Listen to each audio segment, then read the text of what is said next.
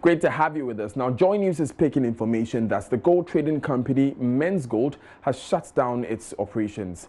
The company had promised to pay returns to some of its clients this morning at its offices. Now, reports reaching Joy News, however, indicates the customers were left stranded without any official attending to them. There are fears Mensgo might have shut down its operations. How true are these fears? Joy News' Emmanuel Jivenu will be joining us soon over the phone with the latest from one of their offices here in Accra. In the meantime, it will be recalled that Mensgo has been in the news lately over its operations and regulations tussle with the Central Bank and the Securities and Exchange Commission. The situation has since disrupted the daily operations of the gold trading company, causing a lot of panic among its clients who have in the last couple of weeks thronged the company's office to demand payment of the capital and returns, a situation the firm describes as unhealthy and business crippling. Just this morning, Public Relations Officer of Mensgo, George Quay, was reported to have tendered in his resignation. Reasons for his actions are not clear, but what we know is that Mr. Quay has been at post for less than a month. Now, we'll be taking you live to Mensgo to ascertain the current situation as regards the reports about shutting down its operations.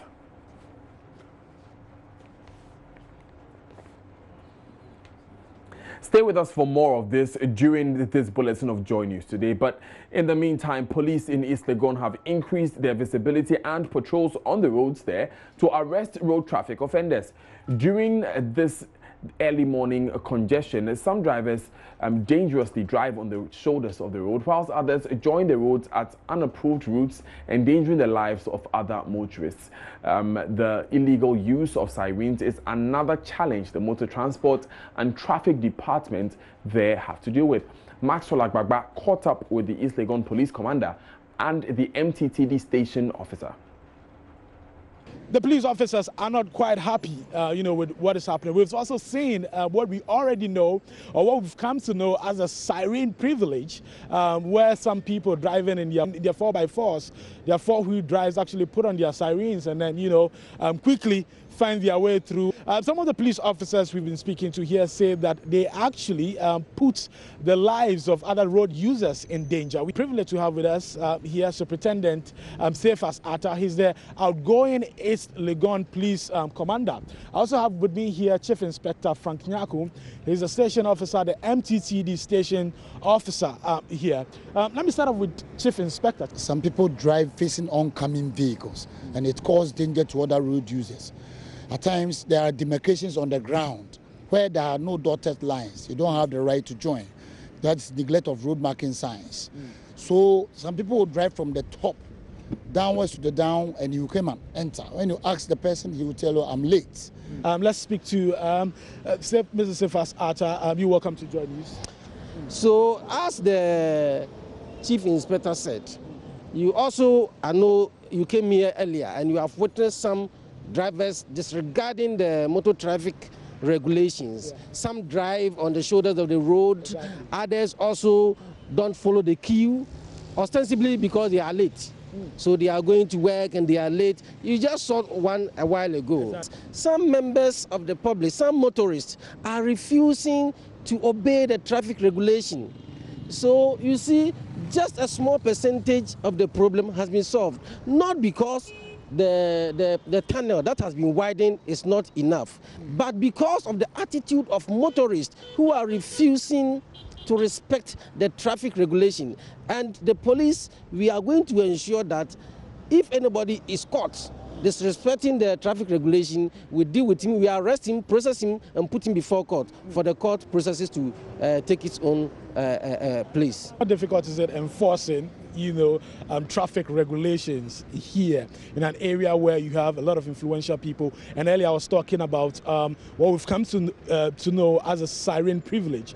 A lot of the corporates are people who drive in four-wheel drives. A lot of the times when the queue is so long, they are the ones who drive on the shoulders of the road and make sure they get to the front and move ahead of everyone. How are you able to deal with this? It is indeed difficult enforcing the traffic regulation in a community as privileged as East Legon. That is quite ironic because one would have expected that it is rather in a community as privilege as East Legon that persons living here would want to respect the laws of the land. But this is where they flagrantly rather break the laws. And these are the big men that we have in this community. They are influential persons. There are people in high places like the ministries. There are people in parliament. There are people in other places. And we expect that the respect for the law will start from them. They will serve as the worthy example that we need to emulate. And we are not going to leave any stone unturned in our bid to enforce the law. We are going to arrest and use the law to arrest so that people will face the law. Perhaps people want to be punished, and after which maybe they will start to respect the law. So we are going to do so. Now, a group of clergymen in the Volta region under the umbrella Mediators Consult says the intended territorial split of the region may bring tension between the southern and northern dwellers as government continues to exhibit neglect and ignore several calls and petitions from chiefs and people in the south for due diligence to be done in the process. The group is therefore impressing the Akufo-Addo-led government to suspend the carving out of the proposed OT region from the Volta region. Convener of the group, Most Reverend Japhet Yao Ledo, said this in Ho when addressing the press on their findings after carefully following events and consulting with chiefs on the division of the Volta region. Most Reverend Japhet Yao Ledo suggested that since the Justice Broby-led Commission's report doesn't reflect the will of the people across the region, an alternative method must be employed to ensure the will of the people is respected. He asserted there is a tendency of igniting protracted conflicts if boundaries of the new region pass through the disputed lands. In particular, in the Volta region, I've invited you this morning to make a press conference on the issues happening in the Volta region around this time. It is our intention that this press conference will be addressed to the President of the Republic and then the entire people of Ghana. So we begin. The President of the Republic of Ghana, the Volta Regional Minister, the media, ladies and gentlemen of our beloved nation, Ghana, we, the Mediators Consult, composed of seasoned ministers of God. He further stated that ardent traditional areas such as the Akbafus, who have spoken against the inclusion in the new region, would lead to suppressing their freedom of choice and habitation. Most Reverend Ledo believes that ignoring the call from majority of the people and adhering to that of the minority to split the region is highly unacceptable. Therefore, the process must be suspended. Without being split, then the same can be held true for the Volta region. Some communities like Nkunya and Alabanyo already have protracted land disputes. Where would the boundaries of OT region be drawn if Nkunya is made to join OT region? The communities to be involved in the voting are to be those that request for it. If it is so, then the voting is smoke screen. The question is, how can I vote for something I have requested for? Whether vote or no vote, my will is already determined by my request.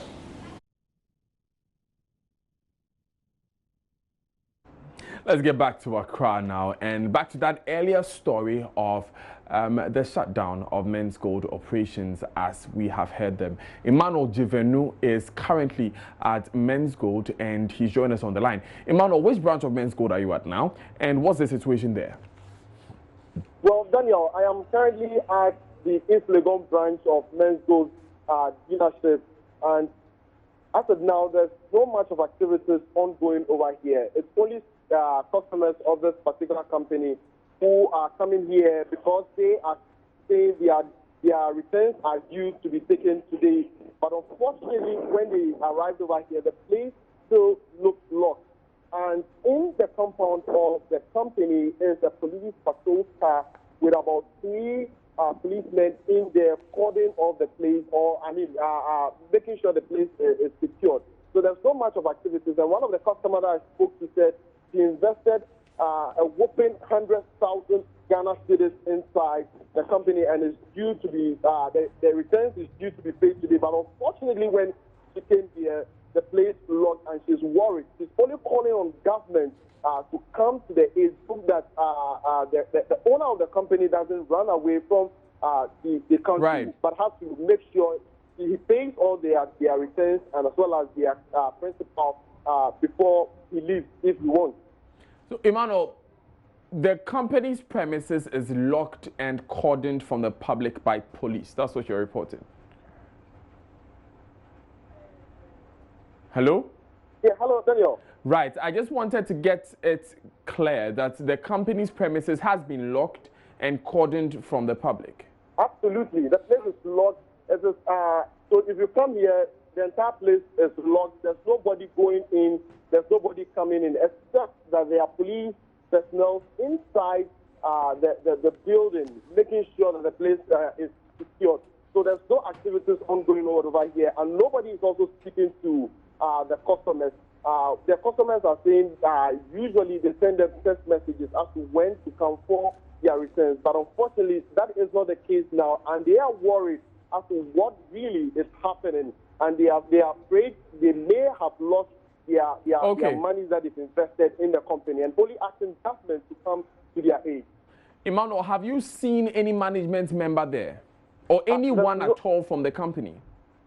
Nobody. Since I came here about an hour ago, I have not seen any officer from the company speaking to the customers as to what is going on here. Have you seen any officer of the company there at all, whether speaking to the company, to the customers or not? No, there's nobody. Have the customers reported seeing anyone there since morning? Well, those I spoke to say nobody is speaking to them, and they have not seen anybody also going into the building. So, in fact, there's no much of activities ongoing here at the Mensgo dealership. But up to when we are still around, up to when we see any member of the company, we'll try as much as possible to get 1 or 2 words from them as to what is going on here. Emmanuel, I don't know exactly where you're standing, but if you're close to any of these customers, can you get a bit closer to them? Let's try and get a sense of the options available to them now, what they are planning to do now that they are unable to access their funds. Very well. I have this man over here, and I'll be interacting with him to find out what exactly is going on. Hello, guys. What are you doing here? We are here for dividends to go. So, yeah.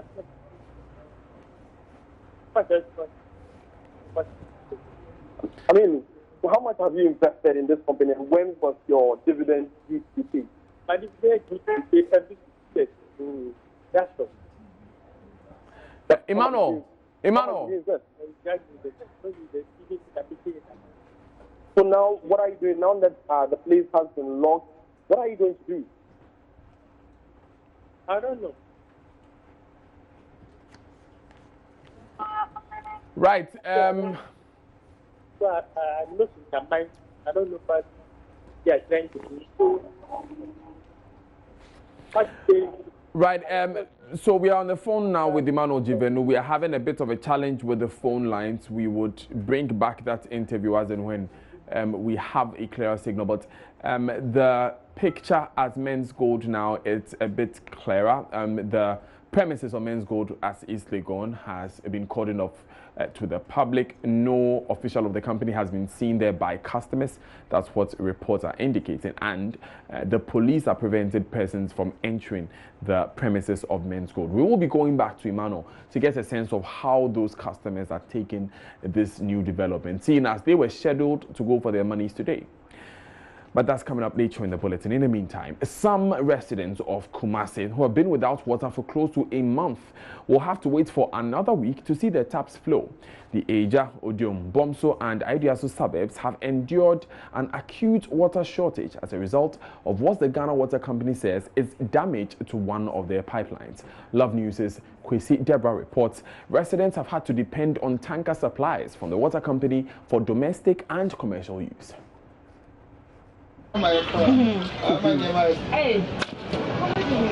Na is a kinky seller. She has to manage with just a quarter full pan of water to prepare her fish.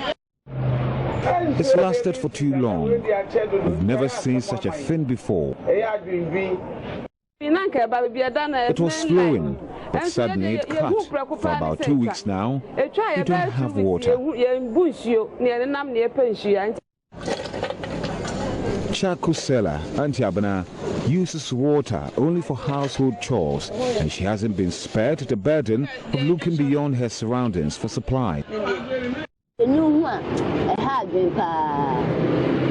It's been very difficult finding water, she says. Sometimes you would have to join a long queue. Contingency measures put in place by the utility provider bring some respite. Asmanis Kipio is district manager. 100, about 107 trips specifically. But after the supply, people are still coming. That is September. October, we are still supplying them.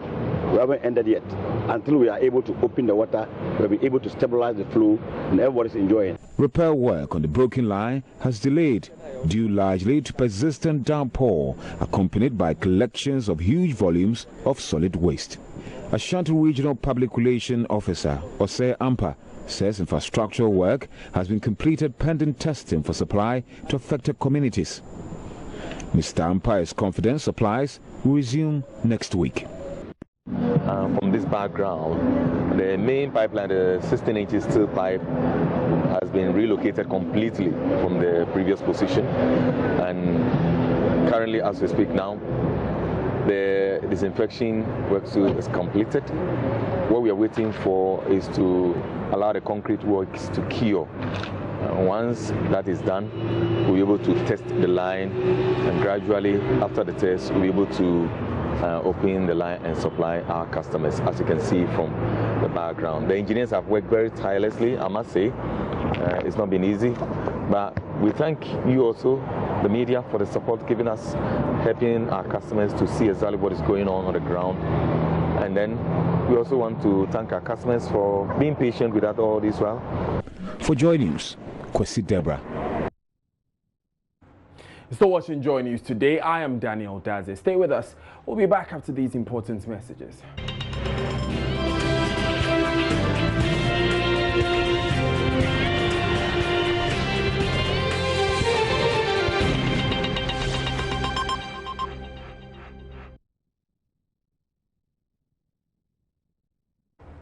Welcome back from those messages. Now, the family of Disu Kamara, the groom who lost his life barely 24 hours after his wedding, has for the first time opened up to the media. The two lovebirds got married at an Islamic ceremony in Takrady in the Western region and decided to have a wedding party in Accra Sunday when they got involved in an accident that claimed the life of the groom. Father of the late Kamaru says, though the death of his son is difficult to bear, they believed it all happened according to God's will. He recounts how he sits with his son to watch football. Together, Nancy Emefa Jodosi was at the family house and reports. At the family house of the late Kamaru Disu, friends and well-wishers had gathered to sympathize with the family. The father, Major Retired Alhaji Disu, recounts what had transpired the very day when his son was involved in an accident on the day supposed to be the start of a new journey. I took the lead to receive visitors, and my son and the bride and the two others, they were 4 in the car, and on their way for the reception, they were involved in an accident. And my son Kamal passed on the spot. He recalls his football moments with his son, especially on days Real Madrid was playing. My son is a Real Madrid fan. And if any time Real Madrid is playing all over the place. And because of my son, I also joined Real Madrid. So anytime Real Madrid is playing, he's in my room, we watch together. And I have lost, but God is in control.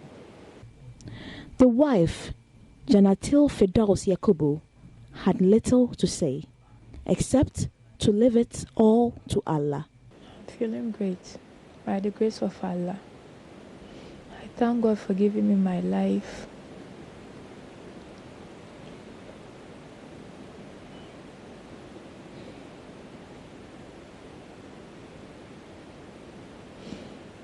Oh, what I can say, Allah knows best. Allah knows best. Thank you.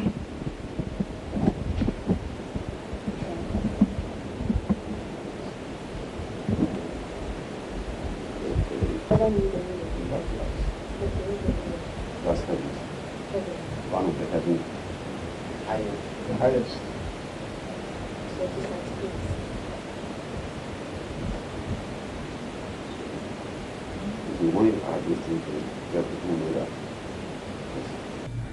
Nancy Emefa Chedose, Joy News. Touching story there, and may the soul of the departed rest in peace. It's now time for business with Sandra Esinam Apenu, and she'll be joining us in a moment. But later in the bulletin, we will be joined by a member of the production team of our latest special assignment documentary, Who Killed the Judges, as they give us details of that engagement they will have with you, the viewing public, at 2 p.m. Stay with us. Business is next.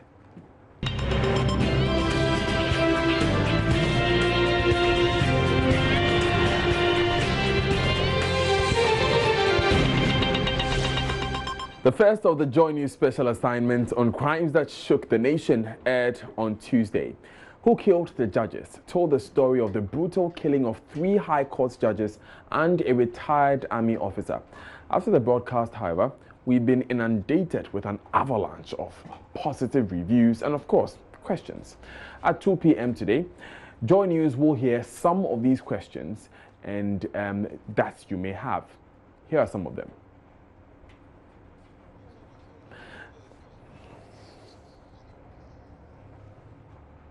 Now, we bring you that very shortly, but features and documentaries. Editor Fifi Kumsin joins me in studio for a quick chat on this. Fifi, in the first place, tell us a bit more about what's going to happen on Tuesday. So we told a story about a crime that shook the nation. And in the first of the series, Who Killed the Judges, we told the story about how some 3 High Court judges were killed and a retired army officer was killed. In fact, this will be a great opportunity to interface with the producer of the program, Raymond Aqua, who has answers to all the questions that a lot of our viewers and listeners and our social media followers have been asking. One of them is, why didn't you speak to Chikata and Rollins? One of them is, why didn't you speak to this individual? There is this question about the political motive that we had in doing the story. This morning there was an opinion piece in one of the newspapers which we reviewed on the Super Morning Show, where someone said that this is a diversionary tactic, and it's belated. There is no meat in the documentary, and a number of interesting comments to make. Are we expecting some of these, and how are we going to address them? We have over 100 questions already. Of course, we have over 1,000 comments. The video has been watched 1,000 times on YouTube and on the other platforms. Of course, we expect to have lots of these questions coming in, and we are going to have Raymond Aqua here, essentially interacting with our viewers on this. And in fact, it's going to be live on Facebook, so everything is going to happen live.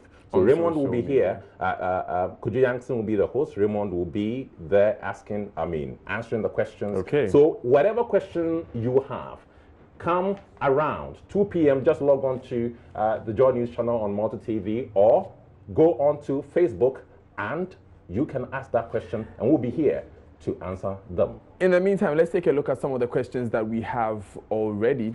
And this one is from Apiakusi. He says, the Rawlings revolution brought by evil. We should ban the coup ceremony now. If the Chief Justice is qualified on her job, she shouldn't allow the coming 31st December coup ceremony. Let's watch. So that's a comment. Okay, so Richie Kweku Jr. says, the Joy News tried to speak to Rawlings and Chikata. This documentary is meaningless until Joy News interviews Captain Chikata and JJ Rawlings, who are the prime suspects. So, Fifi, you've already referred to this question. Raymond will be addressing it. There's another question. Why didn't you do the whole documentary of the cases they sat on and the judgments they gave and the people they freed from jail? Do both sides of the story, not just the killing. It is then that will mean you are doing something, not this partial documentary. Lon F. Kweku.